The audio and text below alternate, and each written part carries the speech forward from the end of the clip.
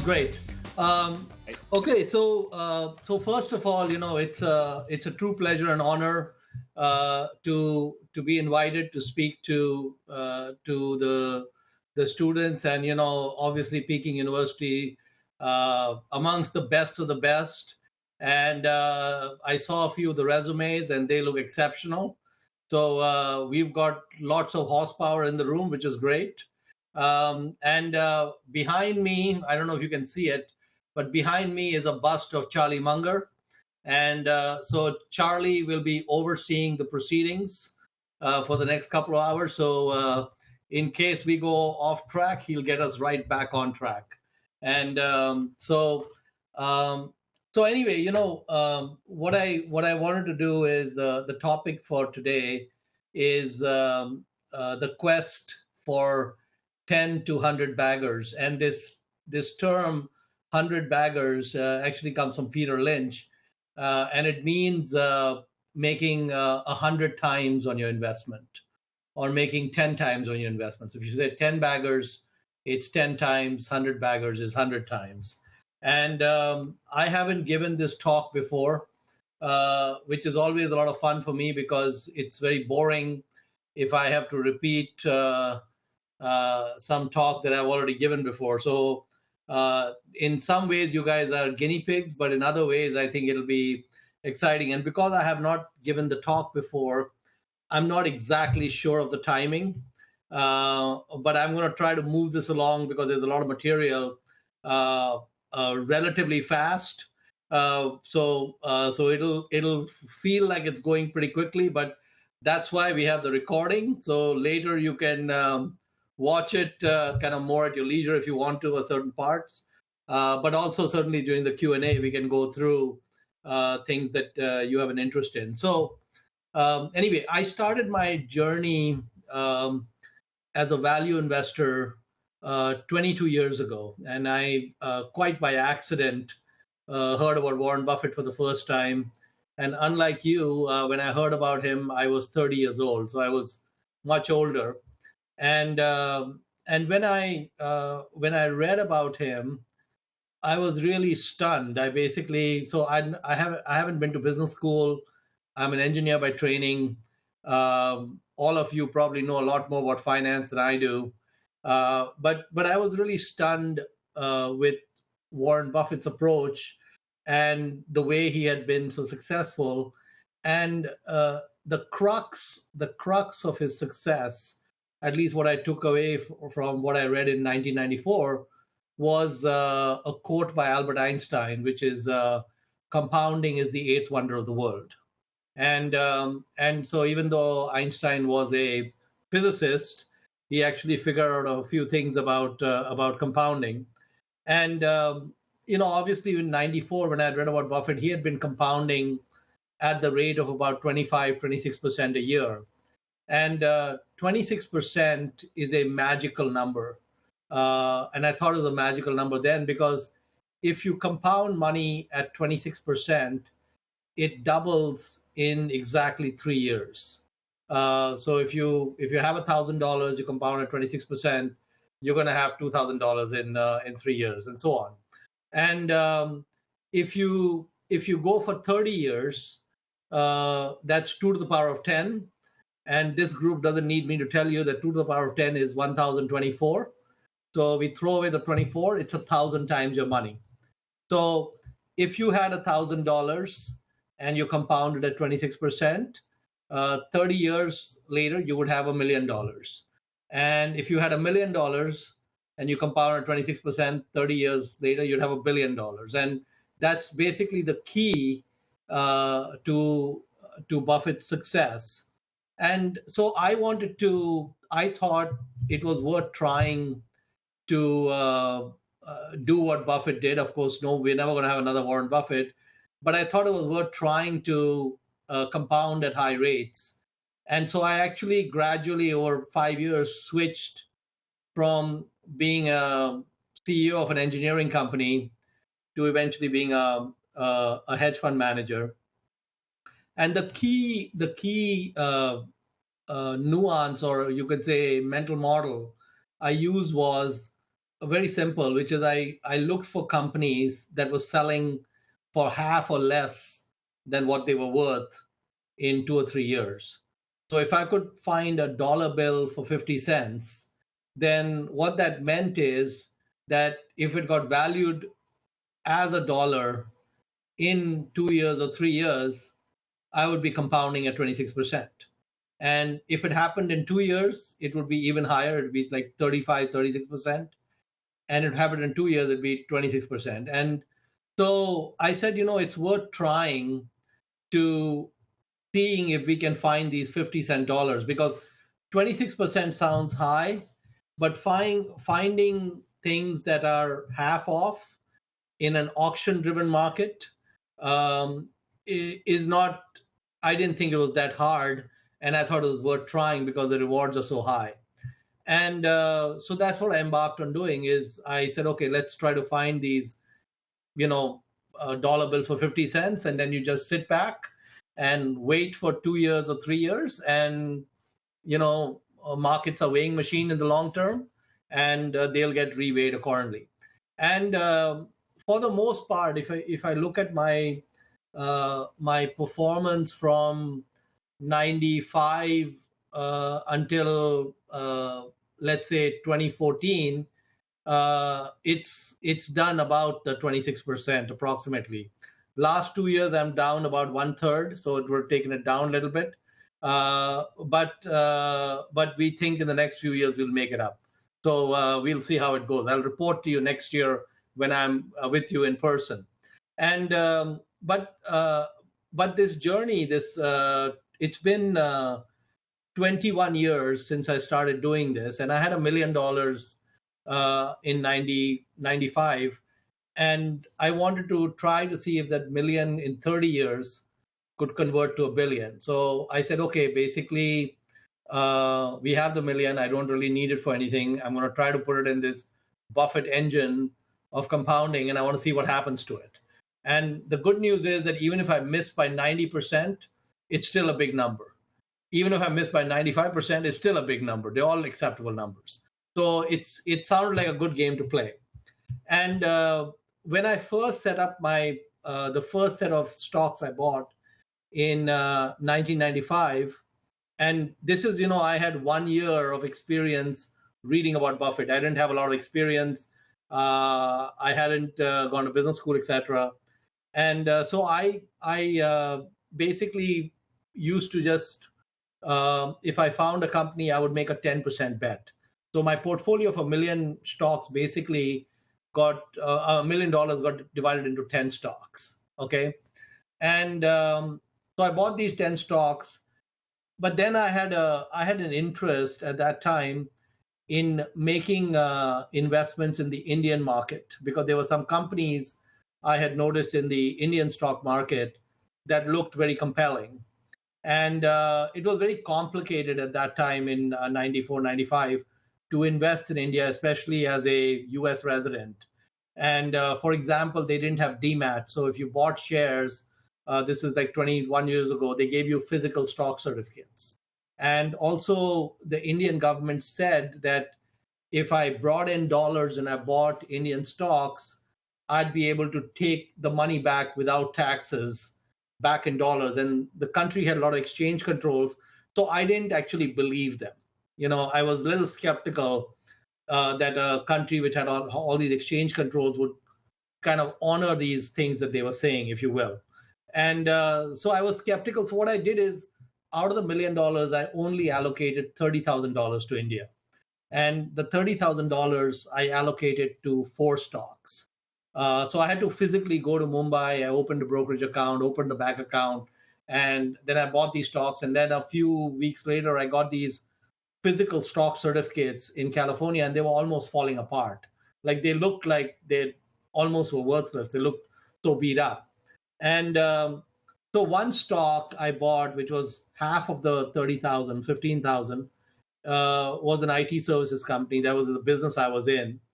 And Satyam Computers, and then 3 others. There was one was a broker through whom I bought the stocks, and 2 were courier companies, kind of like FedEx or DHL. because India had very bad postal system. So I thought that as the economy grew, these companies that were basically doing what the postal system should be doing, but were doing it in private ways, like FedEx and DHL and UPS. Um, and I thought these were all very long-term plays. So when I got these certificates, I said, okay, I'm going to stick them in my drawer and not look at them for 10 years, just let them be. But what I noticed is after about 5 years, one of the stocks, the IT company, Satyam Computers, I had bought it for 45 rupees and it was trading at 7,000 rupees. It was up 130 or 140 times what I paid for it. And at that point, actually, I'd been tracking it a little bit, but in about 1999, which was about 4 years after I bought, I said, let me just study this business again because I know the business, but this is ridiculous, And I noticed that the multiple it was trading at, it was trading at more than 100 times earnings. It was just ridiculously overpriced. And one of the reasons it was priced that way is because they had spun off a .com company, which they still owned a piece of. And the market at that time was in a major bubble for all these .coms. So this company, which was just a system integration IT company, had spun out a subsidiary which was doing some nifty things on the web, and the market gave that spun out company a huge valuation, and because of that, this company got a big valuation. So anyway, I thought this was complete bubble territory, and I was also concerned. The 15,000, the exchange rate had moved against me. The 15,000 was worth over $1.5 million. So, I started with $1 million. I'm going to tell you about the remaining 985,000 in a second, but 15,000 of the portfolio was sitting at 1.5 million. And I was concerned whether the Indian government would allow me to take the money back, whether I could even sell the stocks, whether the shares were fake or real. I had a lot of questions. So I said, you know what, we're going to test this out. So I contacted the broker. I said, I'm ready to sell these shares. And I sent them the shares. They sold the shares. I sold within 5% of the all-time high of that company. And they put the money in my Indian bank account. And then the next day, I asked them to wire it to the US, and they wired it. Everything went flawless, exactly as the government had promised. No issues. Okay. I was blown away. I said, wow, no taxes. I gave them 15,000. 5 years later, they're giving me 1.5 million. No questions asked. What a country. And then these other stocks that I had, they were all kind of, you can say, old economy stocks. Okay. And they hadn't done much. So the remaining 15,000 maybe was worth 20,000 or 25,000. Had not moved much. In fact, everything else was going down in price at that time, except the frenzy for the .coms. Even Berkshire Hathaway hit a multi-year low at that time. And so in 2001, I decided to completely exit my Indian positions. And I sold all the remaining three. One of them was down 50%, but the other two, we made a little bit of money. But basically, for the remaining 15,000, I got like 20,000 back or something. And the overall result in India obviously was more than acceptable. 30,000 in, 1.5 million out is perfectly fine. Then the other 970,000 I had, there was one company I had in there which went up 100x. And I had $100,000, this US company, CMGI, went up 100x. So that one company became 10 million. And so now I had 10 million in that one company. I had the 1.5 million in this one Indian company. And the rest of the portfolio had done okay because at that time, from 95 to 2000, the US markets had gone up like 25% a year. So that it had moved up, but nothing like these other companies. So I had like, I think $13-14 million out of the $1 million in 5 years. And I said, Mohnish, forget about 26%. We've just kind of blown it out of the park. Very well done. Good job. I was very happy. It was a fantastic job, especially for never having even attended a single class of the professor at Peking University, just winging it on my own, if you will. And now recently I went back. So what happened is these other stocks, when I went to sell them, the other three Indian stocks, they told me one particular stock certificate was fake. So it was a very small amount of shares, but they said it was a fake certificate. And the broker said, we're not responsible for fake certificates. So I didn't really care. It was a small amount. And I just kept that one certificate in my desk. And recently I looked at it again. I said, no, it doesn't look fake to me. So I sent it again to a broker in India to sell. And I asked them, can you sell these 100 shares of this company? So now what had happened is I had held this one company, Blue Dart, which was like the FedEx of India, for 21 years. And I held it for 21 years by accident because that one little piece didn't get sold because of this kind of fake thing. And I traced back because I kept getting these dividend checks all this time and all that. That Blue Dart was ultimately a 60x. So if I had kept those shares, I had invested in Blue Dart, I had invested $7,700, and I would have had about $500,000 if I had kept those shares. So then I went back and said, let me check all the 4 stocks in India. What happened to the other 3 if I had not touched them? Because they were designed to not be touched. I was stupid. I sold it after 6 years. So what ended up happening is that Blue Dart was 60x. There was another one, Kotak Mahindra, which was my broker. That was up 50x. And the third one, which was Skypack, which was a competitor to Blue Dart, that basically went down to half. That didn't do anything. But what ended up happening in that portfolio of 14 stocks in 1995 is I had 4 out of the 14 that all eventually went up more than 50 times. And in one of them, I had a serious position. I had a 10% position, which completely altered my net worth. And then I started thinking that, this is not good that I ended up with these companies in my portfolio and I never recognized how great they were. I recognized it in 2 cases. In 2 cases, I was able to. Now, in one case, in fact, in both the cases, I cashed out the 100x were both bubble because of the bubble, not because the valuations went up. They probably should have been worth 10x or 15x, but not 100x. But so we kind of collected more than we should have, which was fine. But these other ones, these were real businesses like the FedEx of India, the Goldman Sachs of India.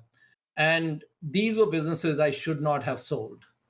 And I sold them. And so I started thinking, how often has this happened in my portfolio? How often has it happened where we've had these companies where I was smart enough to buy them, but not smart enough to hold them? And why is that happening? So which is the subject of the talk today, is kind of a framework. What I did is, so, the best way to learn is to teach. So I have to admit that one of the reasons I wanted to do this talk and this lecture is because I'm trying to learn. So whether or not any of you guys learn anything from me, I am definitely going to learn from this talk. Because what I want to do is, I'm 52 years old. Hopefully I have another 30 or 40 years left. And in the next 30 or 40 years, when these 100 baggers show up in my portfolio, and they're guaranteed to show up, I am at least smart enough to figure out that some of them are 50 baggers or 100 baggers, and I hold on to them and I not sell them. So what I did is I said, okay, how do we identify these 100 baggers? And what I discovered is that if I just looked at the examples in my own portfolio and obvious examples around me, there are basically about there are about 5 different categories that these 10 to 100 baggers fall into. Now, it could be more than 5, but 5 is the one I was able to come up with before it was time for this lecture. If I come up with more, I'll update you next year. But we at least have 5 very distinct kinds of companies, which should give us clues that these are businesses that we want to hold on to. So the first category of companies that has the potential for these 10 to 100 baggers is these are businesses which have huge tailwinds. Tailwinds means they just have all the factors moving in their favor. They have very deep moats. They have very long runways. They have very high return on equity. They typically don't need any debt. And the most important condition, an idiot can run these companies. So, like Warren Buffett says, invest in businesses that an idiot can run because one day an idiot will run them. So, which are the companies that a complete moron, stupid idiot can run? Okay, so these are the businesses like See's Candy, Coca-Cola, Moody's, Visa, MasterCard, American Express. These are the types of businesses which are so deep in the moats that it's, in fact, if you look at a company like Coca-Cola, they have more than 100-year history. And in the 100-plus-year history, for several decades, the company was poorly managed. And you have a company in China, Moutai. Maybe some of you even consume the product. With due respect, I think Moutai probably has great management, but with due respect to Moutai, an idiot can run that company. Okay, so you do not need anything between your ears. You can put me in charge of Moutai and I can run it. Even a person like me can run that company. That is an unbelievable, fantastic business. Okay, so there's a good friend of mine, you might have heard of him. His name is Guy Spear, and he lives in Zurich, and I think he's going to try to also speak to you next year. Maybe we'll both come together. We'll see if we can do back-to-back lectures. So Guy has a mental model he uses, and his mental model, which he's used actually for more than 15 years, is that if he identifies a company like Moody's or S&P as a great business, or let's say if he identifies Coca-Cola as a great business, or let's say the Coca-Cola bottlers as a great business, what he does then is he looks around the world for Coca-Cola bottlers in other countries. So if he finds that being a Coca-Cola bottler is great in Tennessee in the US, then I want to find the same business in Brazil. I want to find the bottler in China. I want to find the bottler in India. And I want to go around the world looking for the Coke bottler. And I want to find which one is being undervalued. And then I want to invest in it because the economics of these Coke bottlers, no matter where in the world they are, is about the same. They all are great businesses. So one of the businesses, which is the ultimate deep moat business, is Moody's. They do the debt ratings. And even in the financial crisis, when they gave all bad and flawed and garbage debt ratings, it still did not destroy the company. This is a great business that an idiot can run. And so Moody's, Guy said to himself, what are the credit rating agencies all around the world which have the same business model like Moody's? Because Moody's is a model where they'll hire an analyst, they pay him maybe $100,000. For each analyst they pay $100,000, they're probably collecting $4 million in fees. It's just a great business. So just the economics are fantastic. So he found a company in 2001 in India, which was a very small but was a number one credit rating agency in India, exactly like Moody's was in the US. And he found that S&P 500 owned 10% of that company. So S&P had done a lot of due diligence, and they bought a 10% stake in the company. That company was called Chrysler. And so Guy Spear, at that time, he was managing about $40 million. He made a small investment in Chrysler. And it went up, it doubled or tripled in 2-3 years. And then he bought a little bit more. And then another year or two later, he sold it all. He had made like 4 times his money. So sometimes I like to pour salt on the wounds of Guy Spear. Like sometimes I want to have fun with him. I spoke to him last night when I was preparing that talk. I said, hey guy, that Chrysler position that you owned, which you sold, if you had not sold, uh, it it went up 130 times after he sold. Okay, and he's actually the kind of guy who doesn't even trade that much. He just buys and holds. So I said, hey, by the way, that Crystal you sold back then, why did you sell it? He said, Mohnish, don't remind me. That's the dumbest thing I did, because basically, if he had kept Crystal, he manages 160 million. The Crystal position would have exceeded the entire portfolio he has today. One decision. And what was so hard about that decision? Well, it wasn't hard. They were a replica of Moody's. I already told you an idiot can run Moody's, just like an idiot can run Coca-Cola. And idiots have run it, and they've not been able to destroy these businesses. And so the first thing to do is, when you run into businesses that idiots are running or can run, and they still continue to be in business, buy those companies if they have these characteristics, and then forget the PE ratio. Just buy and hold forever, because probably those are very, very few businesses on the planet. And like, I can almost bet that maybe 10 or 20 years from now, Moutai looks very different. Very different. But it's hard to tell the path it takes, but it looks like a great business. So that's the first one, the businesses that idiots can run. The second is exactly like the first, except these cannot be run by idiots. So these are businesses which are exactly like the first kind, which is they have huge tailwinds, they have deep moats, they have ultra long runways, they have high ROE, they don't need any debt, but they need great management, and they do have great management. So these are businesses like Amazon, Costco, Geico, Amor Pacific, Kotak Mahindra Bank, the one I bought in India, which went up 60 times or something.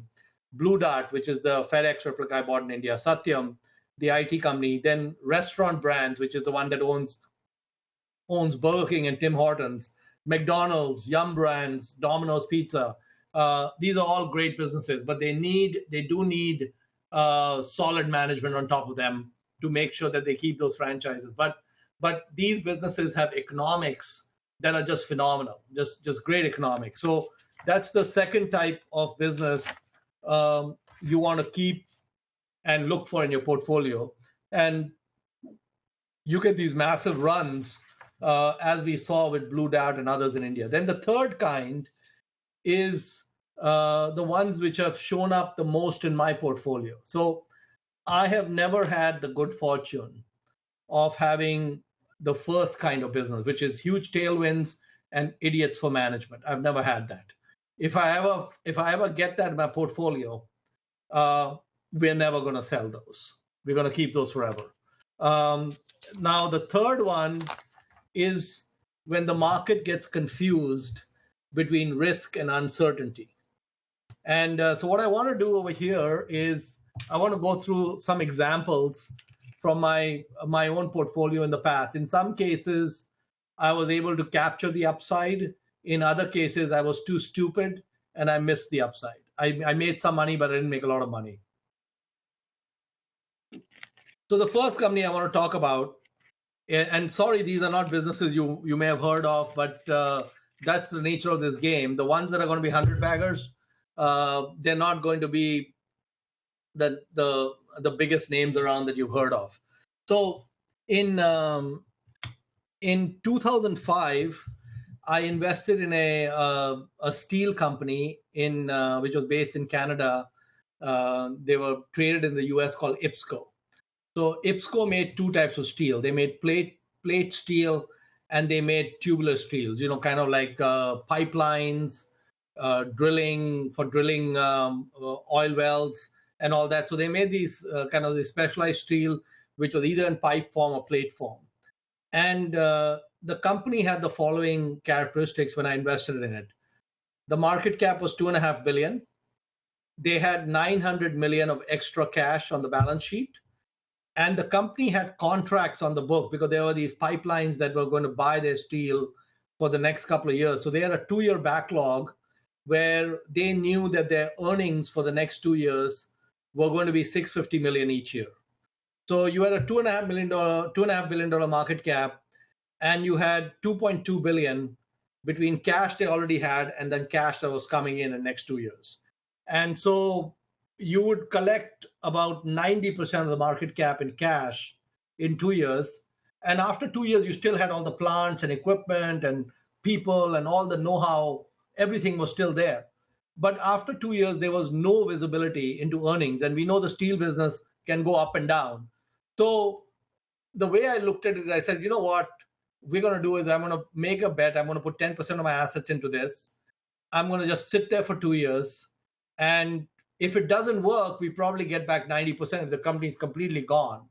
But I don't think it's completely gone. I think it's a real business. So what happened is a year later, they made the 650 million. And the year later, they had visibility for one more year. And now they said that they would make 650 million for the third year. So now they had 3 years of 650 million, which was almost 2 billion, plus the 900 million. So now we were above my purchase price. So the stock that I bought at 45 a year later was sitting at $70. So I said, well, we are above what we paid, but we still don't know what the business does after 3 years. Why don't we just wait for another couple of years, see what happens? Okay. So in 2007, I waited one more year. And by now, the stock had gone to maybe $100 or $105. And they got a buyout offer. Another company came and bought them for $160 a share. And when the deal was announced for $157 something, I sold the stock. And so we ended up with almost a 4x in about 2.5 years. Okay. And we captured the entire 4x, right? And so this was a situation where it's a highly, highly cyclical business, and markets hate uncertainty. It's a highly uncertain business, but the risk for this business was very low. So it is what I call very low risk and very high uncertainty. So when you find a combination of low risk and high uncertainty, usually that combination is going to give you a high reward, because markets are not very good at pricing in uncertainty. They hate uncertainty. And so we get some benefit from that. And in fact, there's a business in my portfolio currently, and I don't talk much about my portfolio, but I'll just make an exception because I love you guys so much, I own a company called Fiat Chrysler, which is based in partially in Italy and partially in Detroit. And Fiat Chrysler is very similar to IPSCO. So the stock is at $6 and change. And the management of the company says that in the year 2018, their earnings are going to be around $5.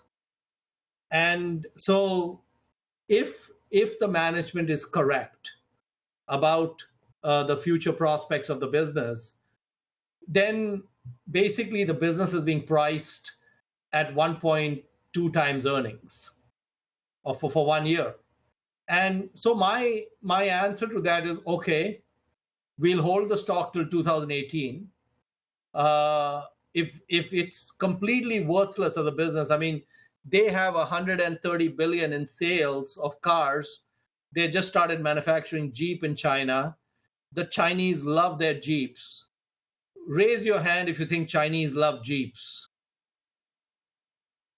All right. At least a few Chinese love their Jeeps. That's great. So their Jeep sales are going up like 5 times in the next 3 years in China. But anyway, so I happen to think that what they are saying makes sense. The market thinks it doesn't make sense. So no problem. Just like IPSCO, we put the stock in the portfolio and forget about it. And I'll wake up in January 2019 and see what happened. And if you invite me back in 2019, I'll tell you what happened to Fiat. And between us girls, we may end up with 5 times our money if it trades at 5 times earnings, or 7 times our money if it trades at 7 times earnings, and such. So that's IPSCO. Then there's another company, Tesoro Petroleum, and this is one which we did not capture, but we should have, but we didn't. So Tesoro, IPSCO is in the steel business. Tesoro is in the oil refining business. They have oil refineries in the United States, and in the United States, in the last 30 years, not even one new oil refinery has been built because of NIMBY. You guys know what NIMBY is? Not in my backyard. Nobody wants the oil refinery near them. So in the entire US, anyone who wants to build an oil refinery, they never get the permits. So the oil refineries that we've had for 30 years ago, are the same ones we have today. And they keep trying to tweak the oil refineries in the US to get more and more capacity, but they're not able to build new ones. And so anyway, Tesoro had a bunch. So the oil refining business in the US actually is a pretty good business. And the reason it's pretty good is because all the different states have different requirements for how the gasoline or petroleum is to be produced, and the amount of emissions and all that. So you need different refineries for different states to meet the standards, which makes it difficult for other competitors to come in. So even though oil refining may be a commodity business, it's not really a commodity business because it's got these kind of local aspects to it. So anyway, what happened with Tesoro is that there was another merger taking place with two large oil refiners. And in order to make that merger happen, they were forced to sell one of the oil refineries to make the merger happen. Tesoro bought that refinery. They leveraged their balance sheet to buy that refinery. And after they leveraged the balance sheet, the crack spread, which is the spread that refiners get to make crude oil into gasoline, the crack spread narrowed to almost nothing. So their profits went to next to nothing at the same time when they had a huge amount of debt.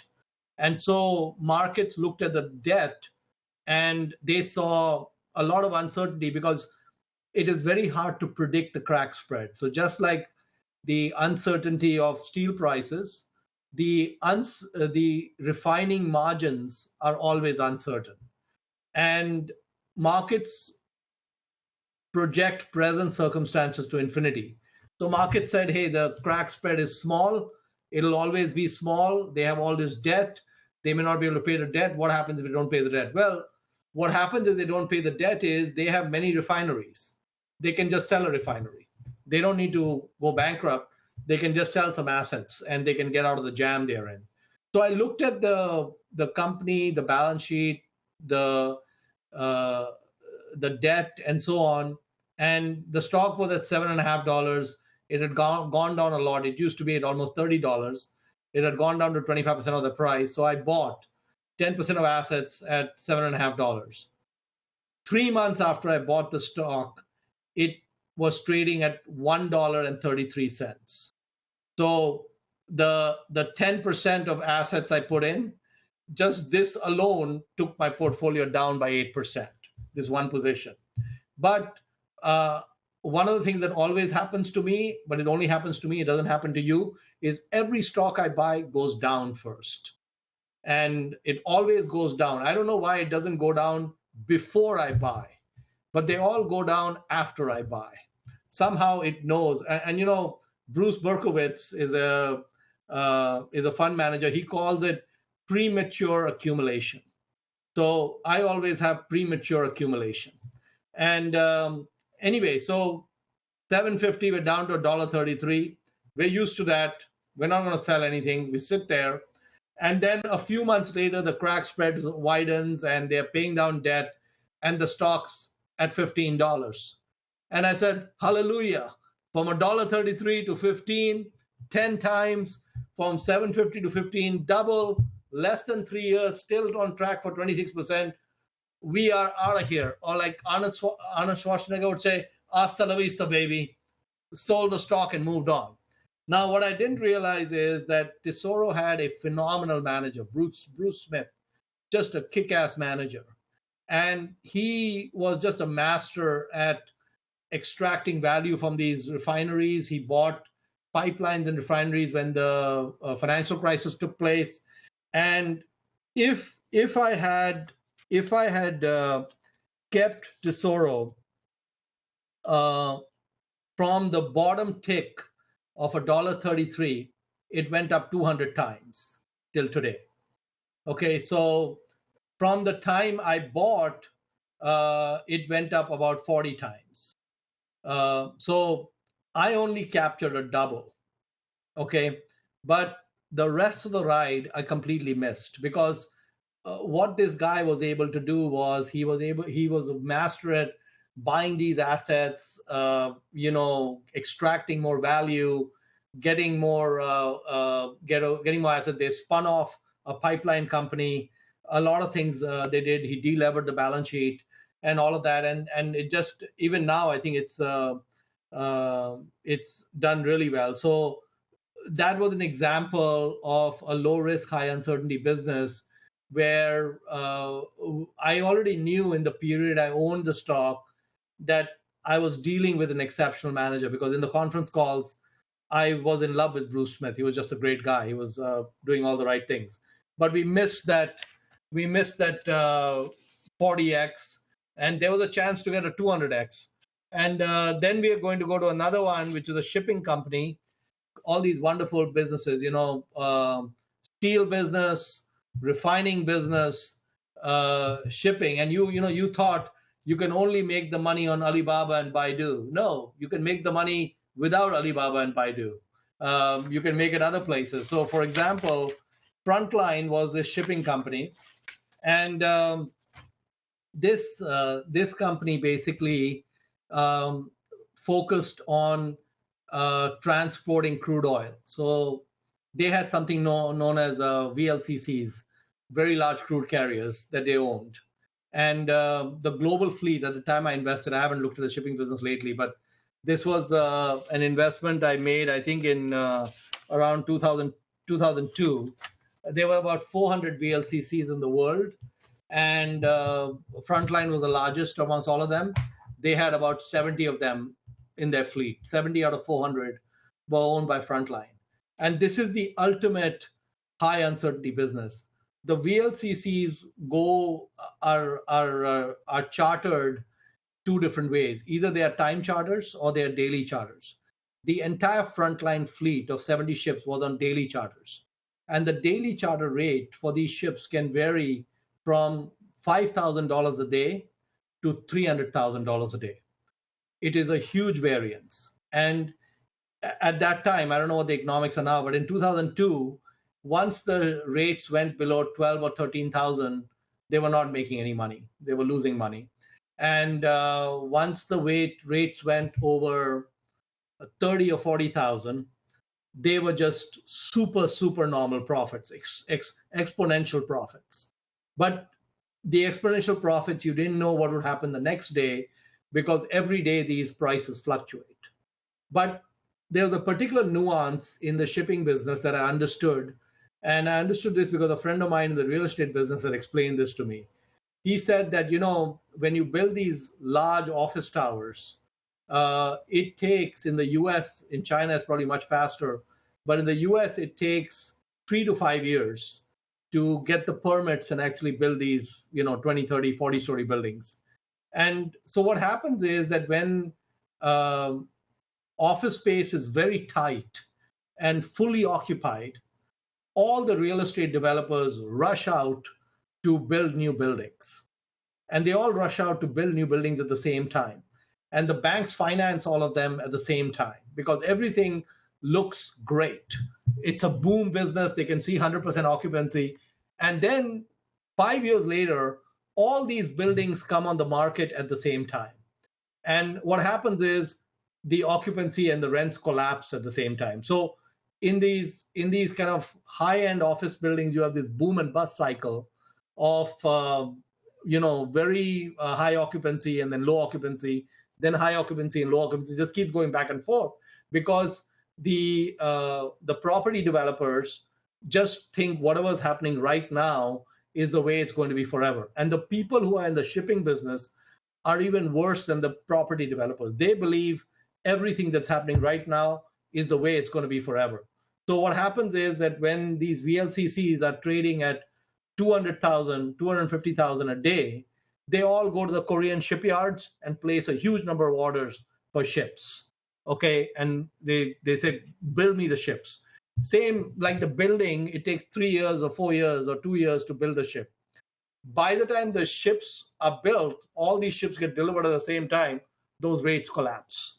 And then they go scrambling again and they got a bunch of bankruptcy. So the business goes through these ups and downs. Now, one of the things that happens is that when rates go to 5,000 a day or 10,000 a day, scrapping of ships increases a lot because they're losing money. And what they do, they take the old ships and just scrap them. So they make some money. So the size of the fleet goes down at the time when the rates are low.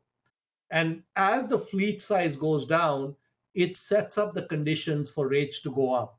And then when the capacity goes down, the rates start going up, you cannot bring in more capacity because it takes 3 years to build a ship.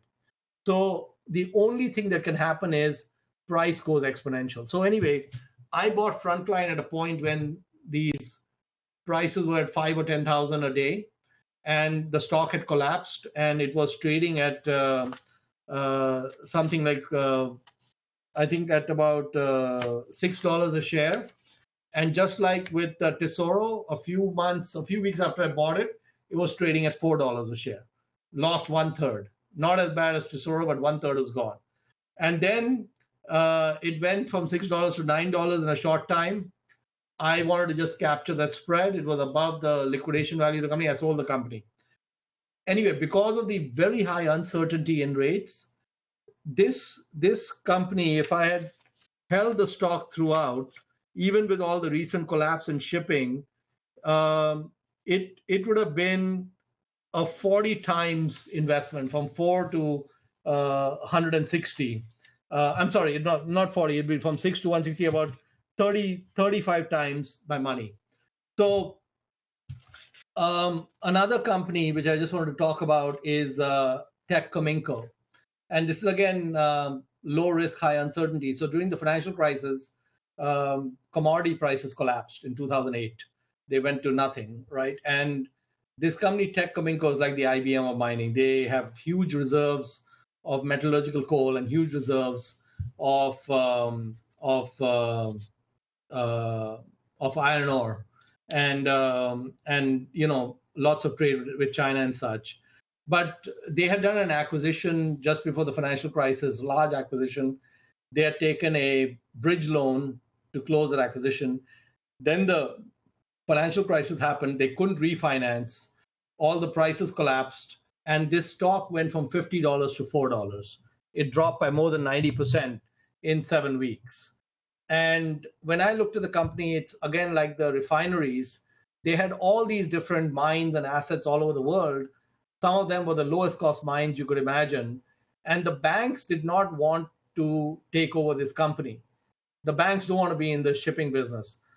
The banks were probably going to do what I would call extend and pretend, which is they would, take some fees and penalties from them, but they would extend their loans. And anyway, in fact, China came in as an investor in Teck Cominco, and in a few months, the stock was up 7 times, and I sold. So we bought at $4 or $5, we sold at $30, and then it kept going. It went to $50. So we didn't capture all of it, but we captured most of it. So anyway, that was the third criteria, which is the low risk, high uncertainty. Then the fourth criteria is what I call bankruptcies, reorganizations, public LBOs, special situations. So how many of you have heard of Sam Zell? Raise your hand if you've heard of Sam Zell. At least one person, the professor. Well, I think you should extend an invitation.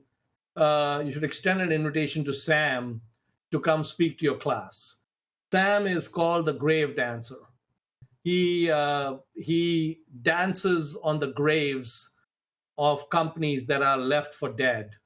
And if you get a chance to invest with Sam, generally speaking, it's going to go really well.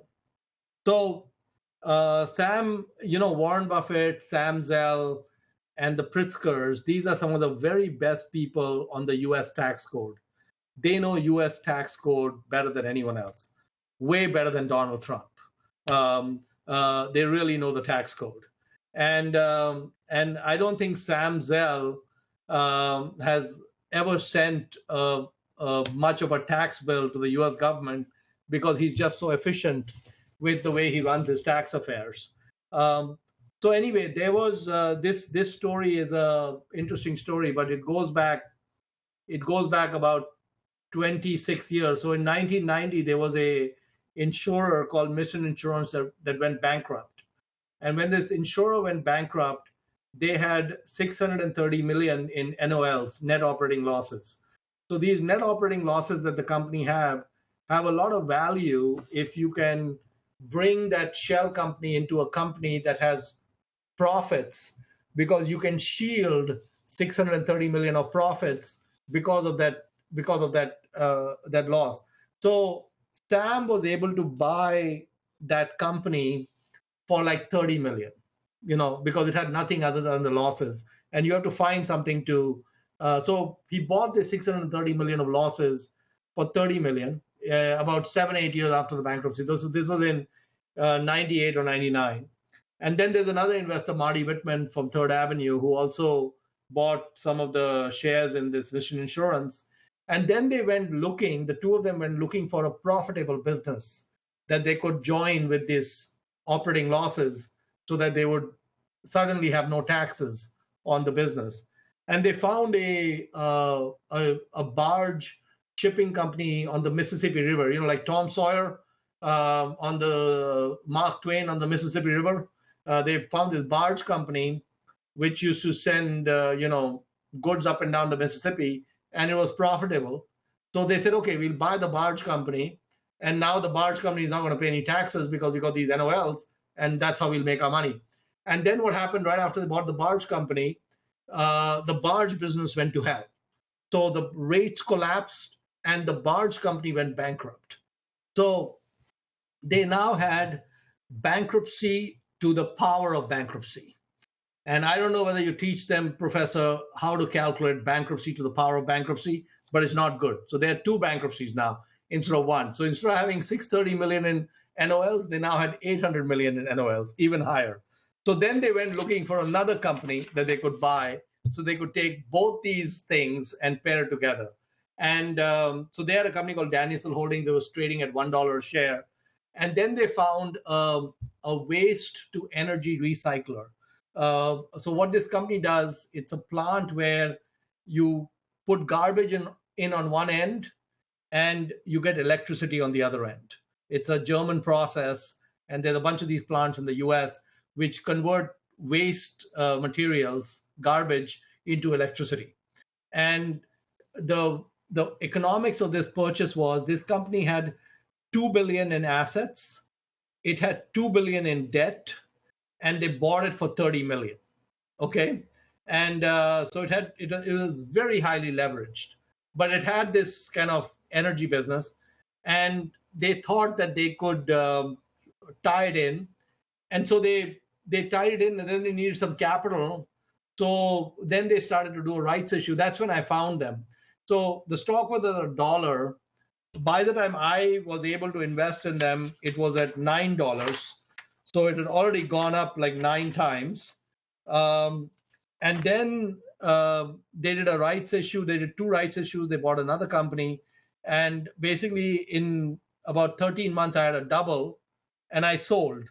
And basically, if I had kept the position, that was about a 40x from that dollar price they had, and about a 4x from where I had bought.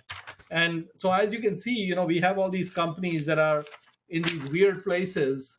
They're not great businesses, but they do really well. And then the final one I want to talk about, which is the fifth model is upside without downside. So I also call this playing the bubble. So what happened in in the in the late 90s, the dot-com boom was on in a big way, and everyone thought it's going to be transformational, it's going to change everything. So these companies like pets.com, etc., they had huge valuations. Even Amazon was a huge valuation, Yahoo, all these companies. Now, I I had spent some time in technology. I knew that the internet was important, but I also could not tell which company would make it, which company would not make it, and I was definitely not interested in buying anything which was even trading at 10 times earnings. I like to buy things at 3 times earnings, or even better, like Fiat, 1 times earnings. That's even better. So I was not interested in buying these businesses. But there was a bank. There was a bank in Silicon Valley called Silicon Valley Bank, really good bank, and it was a normal bank, except that they had one thing. What they did was, see, in Silicon Valley, what happens is that if you are uh, uh, a landscaper or a gardener for Google, they'll give you stock options. If you are a chef for Google, you'll get stock options. If you are a waiter in a restaurant, they'll give you stock options. Stock options is like breathing in Silicon Valley. So this company, Silicon Valley Bank, whenever they made loans to all these dot-com companies, besides getting all their loan terms, they always got warrants. And the companies didn't care. They gave them warrants. So every time they would do some loan or some deal, they would get these warrants from these dot-coms. And they never disclosed how many warrants they had, what warrants they had, what the strike prices were. No disclosure. They only said that we just get warrants. So there was an unknown element to what these warrants were worth. But the bank itself was trading at a very low valuation, just slightly above book value, and a very well-run bank. Even now, it's in existence. It has done well over the years. So I said, okay, this is the way to play the bubble, which is buy Silicon Valley Bank, and if those warrants turn out to be useless or worthless, we don't lose any money. We still have the bank. And if they turn out to be something, then we have a huge run. And basically, I think we had a 2.5. We made about 2.5 times our money in 2.5 years on the stock. And if I had held it a little bit more, another year, I would have made 5 times the money, because then they disclosed the warrants just as the 99, 2000 bubble was peaking, and then they started selling those warrants. So they monetized them, which worked great. And then the other company, which was the first company in my portfolio that went up 100x, was a company called CMGI, and they were an incubator of internet businesses. And I bought them just slightly above book value, because at that time, people didn't fully understand what that business was doing. So they just kept taking stakes in dozens and dozens of internet companies. And then they had a whole basket of them. And then the markets fell in love with these kinds of companies. So they took it to the stratosphere. They took it, our 100,000 became 10 million. And I sold almost nearly at the top. I think maybe 20, 30% off the top I sold. And so this is kind of something that comes into play when you have bubbles. It's probably not the most elegant way to make money, but sometimes you can get these upside without downside situations when that can play out. And with that, those are the kind of the 5 models. So we have the huge tailwinds with the idiots who can run the company and the company does well. Then the second is a huge tailwinds, but you cannot have idiots. You need smart people running it, kind of like Amazon and Geico. Then the third is markets get confused between risk and uncertainty. So we talked about IPSCO, Tesoro, Frontline, and Teck Cominco on that. And the final one was the grave dancer, Sam Zell. Bankruptcy, reorganizations, public LBOs, busted LBOs, special situations, and those can all work out quite well as well. And then you finally have the upside without downside, which has happened only once to me, because the most mega bubble I had in 22 years was in the late 90s with the dot-coms, when most of you were still, I think, maybe not even in kindergarten, but maybe just in kindergarten. So with that, I think we can uh, talk about what you want to talk about.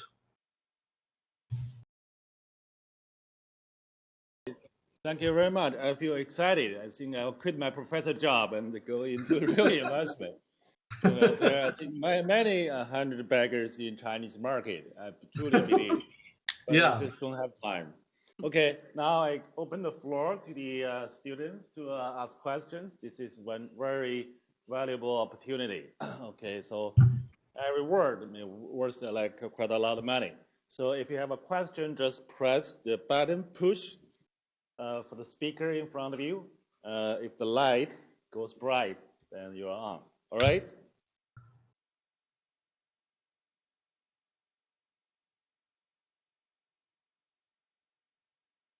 Okay, can you hear me? Yeah, sure. Yeah. First of all, thank you very much for your insightful speech. The question I want to ask here is that what do you think is the core competence of an investor? And how do one investor actually differentiate from the huge investor group?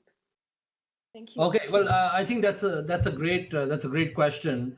Yeah, so I think that the number one skill set uh, that an investor needs to have is extreme patience. And in fact, one of the things I learned when I was putting this talk together is, like, if I look at a company like Blue Dart, which was the FedEx of India, I held the company for 6 years, and it didn't do anything for 6 years, and I sold it, and it had its run in the next 15 years, and there was no good reason to sell it. So the number one skill set is patience. So if you are the kind of person who loves to watch paint dry, then this is the business for you. If you love to watch paint dry, and so if you are a hyperactive person who's always looking for action, this is not the business for you. And so I think that in many ways the investment business is a strange business. I think it's a business that is best for people who are what I would call gentlemen or gentlewomen of leisure, where they have some other activity which is their primary focus, and investing is a secondary focus, so that they don't have a compelling reason to act. Usually, investors hurt themselves every time you trade. So Charlie Munger says that you don't make money when you buy a stock, and you don't make money when you sell a stock. You make money by waiting. And in fact, what some of the things I talked about today show us is the huge advantages that once you only learn about a business after you own it. So if you do analysis of a business before you own it, you may know something about it, but you're really going to know more about it after you own it.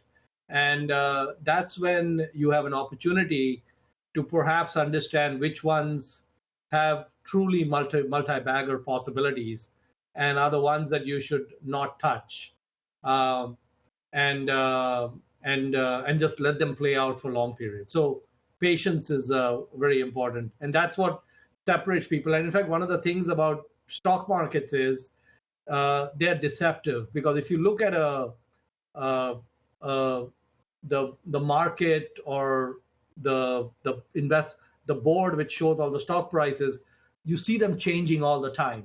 All the lights are changing and flashing.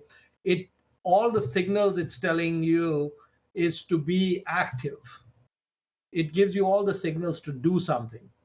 And what you have to actually do is ignore all that. So one of the things, for example, one of the rules I follow is I do not submit any orders when the markets are open. Anytime I'm trying to buy or sell something, I usually send it at this time, after midnight, to my broker to execute the next day, because there is no price changes taking place. There's nothing taking place. Everything is calm. And then during the time when the markets are open, it's very rare that I will trade. I basically avoid that. So you can set up some tricks, if you will, to help you, because everything is everything is designed to make you be active. Your broker does not make any money if you don't buy and sell stocks. If you just buy one company and just keep it forever, they're not going to make any money. But it's good for you, it's not good for them. So all the signals are the wrong signals. So patience is the number one. That's what I would say. So my question is, among the 5 categories that you mentioned, what's your proportion like? How much do you, in your portfolio, how much do you put in these 5 categories, and what are the reasons for the same? Well, let me put it this way. If Charlie Munger says that each of us has a very limited quota of stocks that truly have the potential to make us rich. There are very few times that we're going to end up with things in our portfolio that are truly got the potential to make us very rich. And usually it is not apparent before you make the investment. Usually it'll become apparent maybe after you own the business for some time. It takes some time. I can think of many examples when I invested in the business. I thought I'll get a double and move on, but then I started to learn more about the business. So it's the wrong way to think about it by saying I want to put 10% in number one or 20% in number two or whatever. This is an opportunistic business. So you need to be very flexible. Like I said, the number one skill set is patience. What that means is it could be a long time before anything shows up, or it could be that 5 of them show up in 1 week.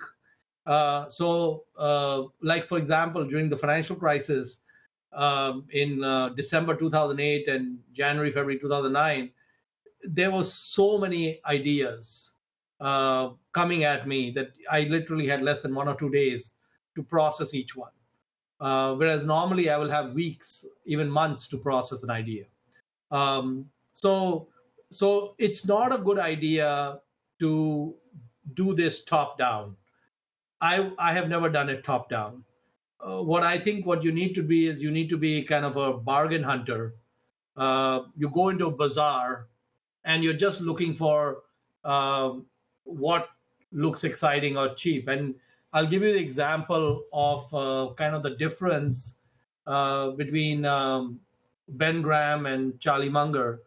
So Ben Graham will go into a supermarket and he'll look for what is the most heavily discounted item, deeply on sale. And then he'll buy that and come out.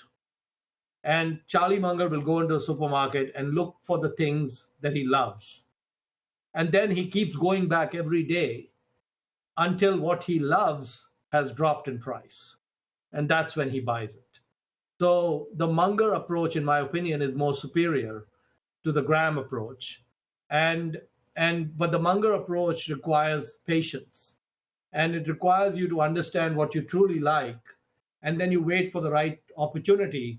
So it is a very good exercise to make a list of assets that you truly think are remarkable assets. And also make a list of at what prices those assets would be interesting or exciting for you. And when you have that list, then you just sit back and wait for the world to come to you, as opposed to taking my list and trying to go top down.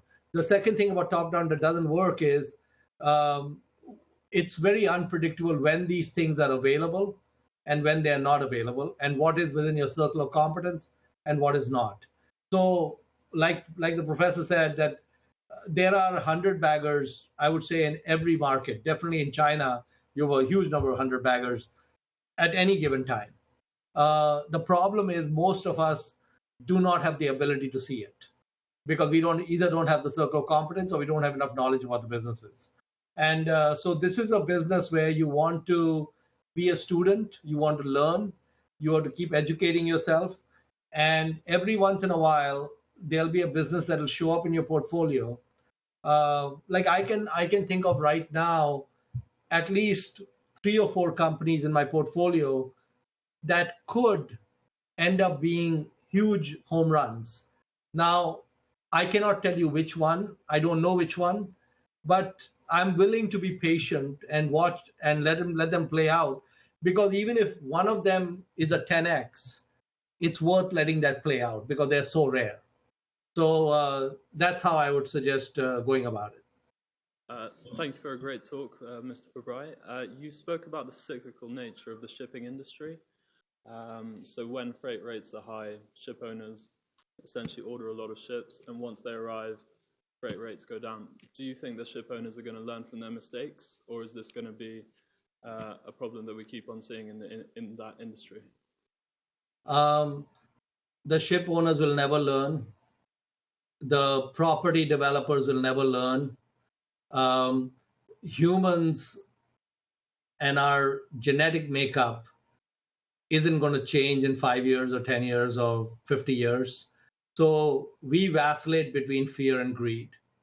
And as long as there are humans driving action in industries like shipping, you're going to see that vacillation. In fact, there's a really good book. It's in fact a work of fiction. It's called The Shipping Man. I forget the name of the author, but I think if you Google it, you can find it. So The Shipping Man is the guy was an investment banker in the shipping business who wrote that book. It's a really funny book because it talks about the Greeks, it talks about the Norwegians, it talks about all this kind of cast of characters, the Americans in this business. It's funny as hell, and it really teaches you the business while entertaining you. And that author's written a book to read. And in fact, Frontline, one of the companies I invested in, is run by a guy named John Fredrickson, a Norwegian guy.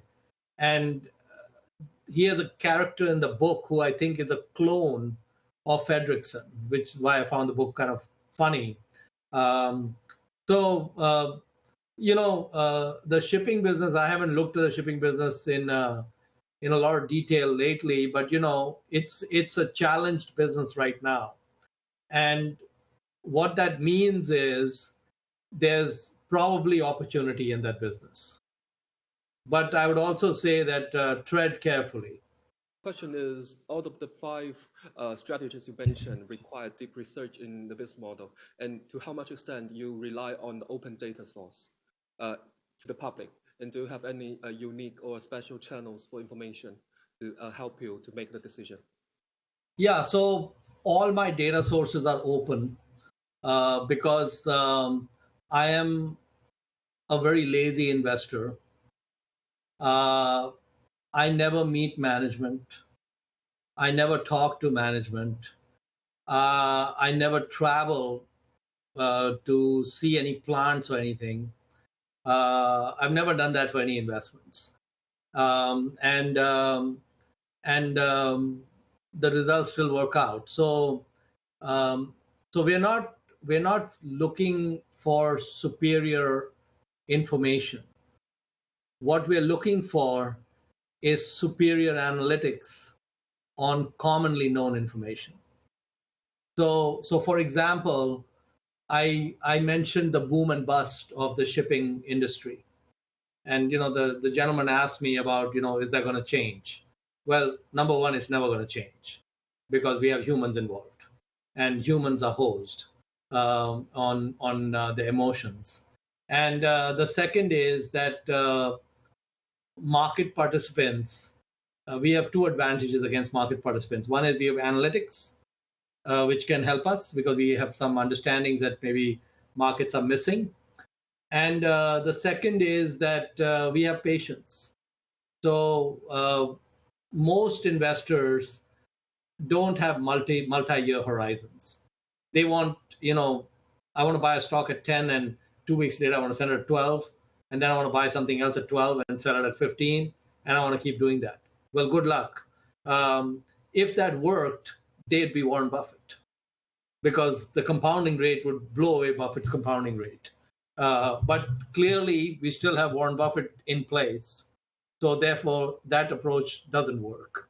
And so if you have the patience and if you have the interest to really dig deep, then what you're going to find is that with commonly held information or known information, you may come up with insights that others have not. So, this is what Charlie Munger talks about, the lattice work of mental models, is you look at things through a different lens to try to see what can be different. Like I would say that when my friend Guy Spear uses the mental model saying that if Moody's is a great business in the US, what other businesses are like that in the other parts of the world? That's a great model, because you may be able to find a business in another part of the world where people have not realized what a great business they have.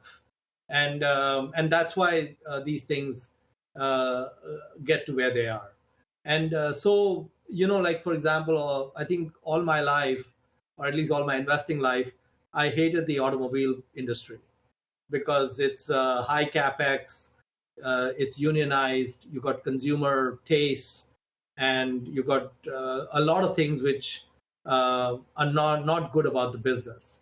But when I studied the business I spent about 6 weeks studying the business, I actually realized that many of my underlying assumptions were wrong. And that the reason the auto companies had problems were for different reasons than what people think they have problems. So I did not have access to any data that is not publicly known. But I just synthesized it from many different sources to come up with some insights, and those insights were helpful. So I think the thing is that if you are a curious person, and if you are a person who's very deeply interested in business and how business works, and understanding different business or industries, then you can do quite well. Right. Okay. I have a question that's related. So could you tell us a little bit about your lifestyle? How much time you spend on thinking about investment every day? Because the size of your asset under management very easily place you into one of the top 10 active stock funds from China. And I know many of those fund managers. Their life is under pressure and very busy and a lot of overwork. It's not a good lifestyle for those fund managers who are managing the similar size of what you manage. So, as an investor, how is the lifestyle different? I should not advertise this, but it's the best lifestyle you could possibly have. So, I maybe have 3 or 4 ideas in a year. Sometimes we don't have any in a year, and sometimes we have many more than that. So it varies. So if you follow the Buffett Munger model, which I do, your life is going to be fantastic. So here's what happens in the Buffett Munger model. Number one, I have no staff. There are no analysts. There are no associates. If you send me your resume, I'll be excited to read it, but I can't help you with a job because there are no job openings, because we've never had a job opening. So one part of the Buffett model is that you do not delegate your investment research. So Warren Buffett, even today, when he buys IBM or whatever he buys, he does all the work himself. He doesn't have anyone under him doing any of the work. There's no one building spreadsheets for him or anything like that. And that's the same thing at Pabrai Fund. So I have a few part-time admin assistants who are great.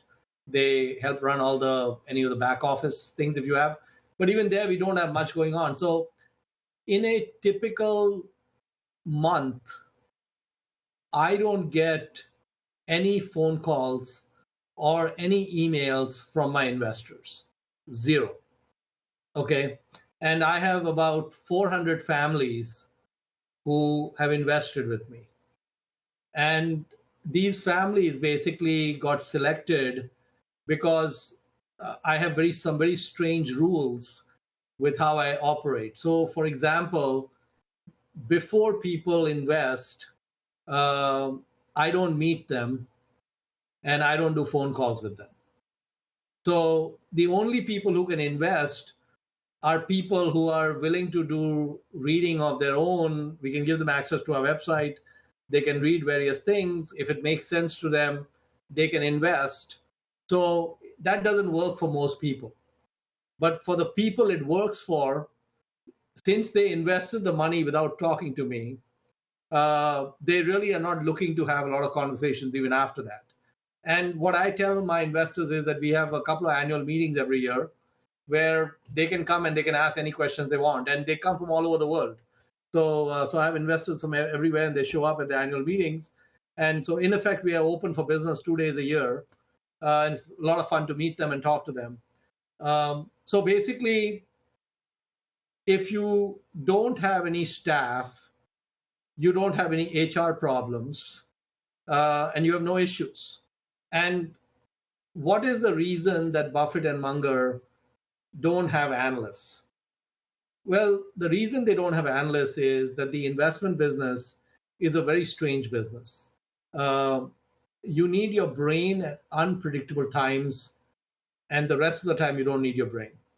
So if I hired a super smart analyst, someone in the audience here, who I think each person here is exceptional, that person would want to do something constructive with their lives. So they would either look to me to tell them what to research, or if I don't give them any direction, I'd say, listen, just go look and tell me when you find some great stock. Let's say I just tell them that. Listen, you work on your own and just figure out when you have a great stock idea and bring it to me. Let's say I did that, for example. Well, what would happen is that because we have different circles of competence, 95% of the time, whatever they come up with, I would say no to. Because 95% of the time, what I come up with, I say no to myself. And so since I would have liked this person when I hired them, I would feel really bad about saying no all the time, because it'd just be unpleasant. And so eventually I would give up and say, okay, I'll buy the stock that you want, even though I'm not sure about it. So, and then you've just destroyed the model. So what you have to do if you bring in people is you have to give them their own pools of capital. So they have full autonomy to do whatever they want, and they don't come and ask you what to do. That's what Warren Buffett has done with Ted Wexler and Todd Coombs.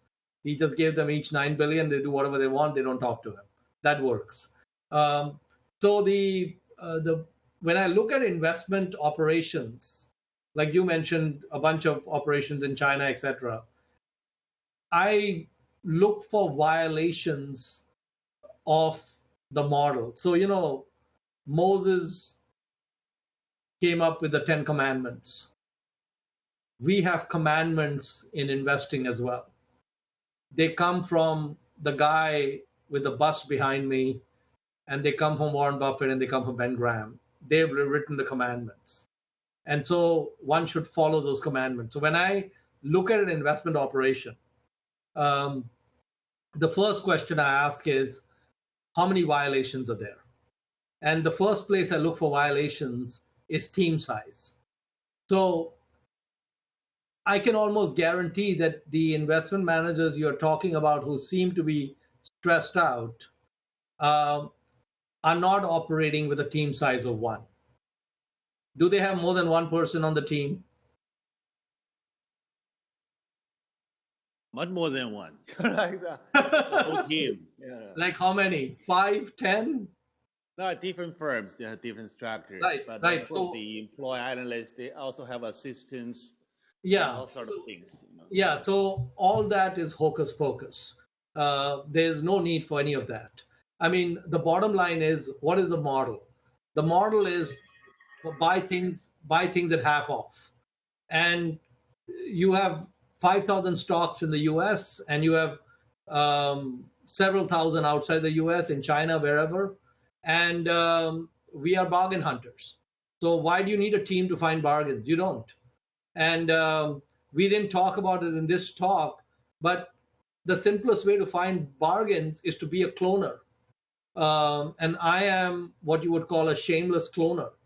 Um, I just, I meet Li Lu, and who's 100 times smarter than me. I say, Li Lu, can we meet for lunch?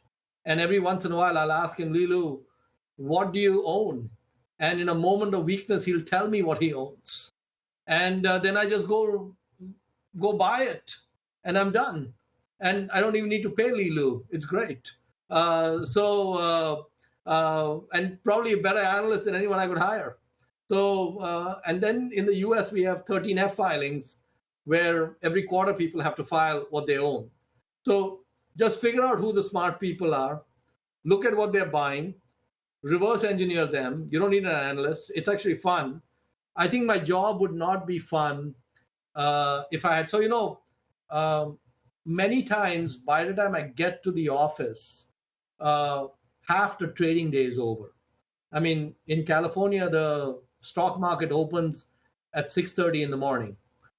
6:30 in the morning, I can assure you, I am drooling on my pillow. I am fast asleep. If I'm not sleeping till 2 in the morning, I'm not getting up at 6:30. Tomorrow morning, please don't tell this to anyone. This is just between us, okay? Tomorrow morning, I will wake up at around 9 a.m. I may wake up at 9:30 a.m. There's no alarm. I'll wake up whenever I wake up, okay? And there's no meetings because there's no staff.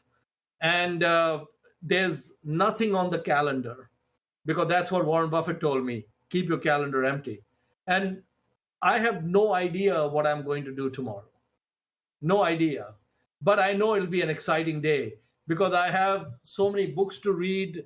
I've at least got 30 books on my desk that I want to get to. So I'll pick some book if that's of interest. If some company shows up, I'll read about the company.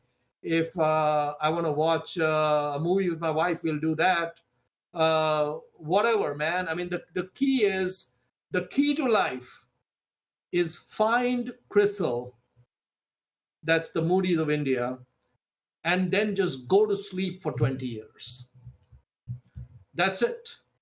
So the purpose of this talk is for me to understand that to become even less active is not even wake up at 9:30 in the morning, wake up at 2 in the afternoon. Who cares? Because we found CRISIL, and then the guys at CRISIL will make all the money for us. So we don't need to do anything. And Warren Buffett says that it is not a good idea to get married for money, right? Usually, if you marry someone because they are rich, that's a bad thing. Usually it doesn't work out very well. But it's a terrible idea to marry for money if you're already rich, okay? That's terrible. So the fund managers you're talking about, I would guess that they are fairly wealthy. Are they wealthy? Are they rich? Especially for the younger generation, the young managers. Yeah, when they get promoted, go up the hierarchy, they become pretty good. Yeah, so the young managers, it's very simple. If you believe in the power of compounding, then a small amount of money on the side can get you to independence relatively quickly. The analysts and the young managers and so on, I think the key is that you spend less than you earn, you put something away, and then that little something can become more and more. And eventually what you want to do is you want to be your own boss.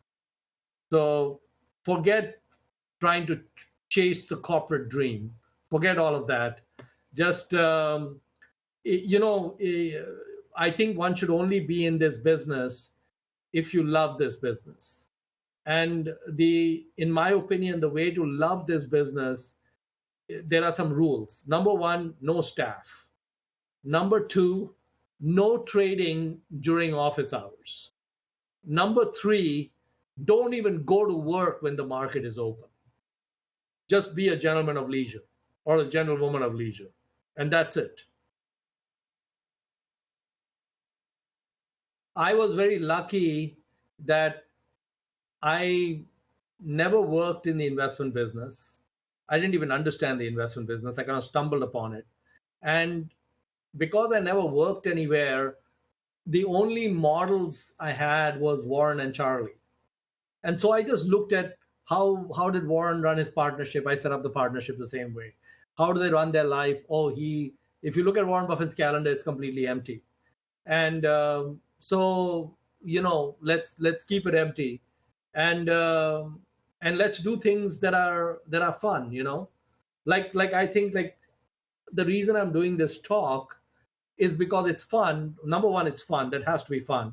Number two, I want to get better at the multi-bagger. So I'm using you guys to pound into my brain to be even more patient, to be patient for 20 years. I never held a stock except that one stock by accident for 20 years. So I want to hold something for 20 years and get 100x on it.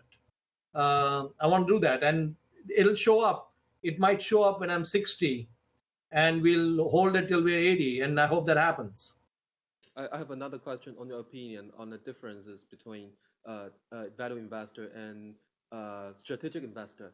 And we noticed that many Chinese companies took equity of overseas companies to help them go into China, like the China Fusan took equity of Climate, the very big tourist and hotel group, and help Chinese customers have access to those hotels. And China Wanda acquire many good film companies in Hollywood, and of course they will make a lot of money in China, in China's film industry. And we typically we assume that a value investor is an outsider of the business. They don't want to do anything to help the business. So what's your opinion on being a value investor or being a strategic investor? Do you think you will get information on the movement or the action of the strategic investor and go behind with them, like follow their equity taking? Well, I think that's a really good question, and a question I've never thought about before. So it's a good question to ask, because at least I can think about it. And I'll mumble some answer right now, but maybe I'll think about some more, and next year might have a better answer. But yeah, so Buffett says that I'm a better investor because I'm a businessman, and I'm a better businessman because I'm an investor.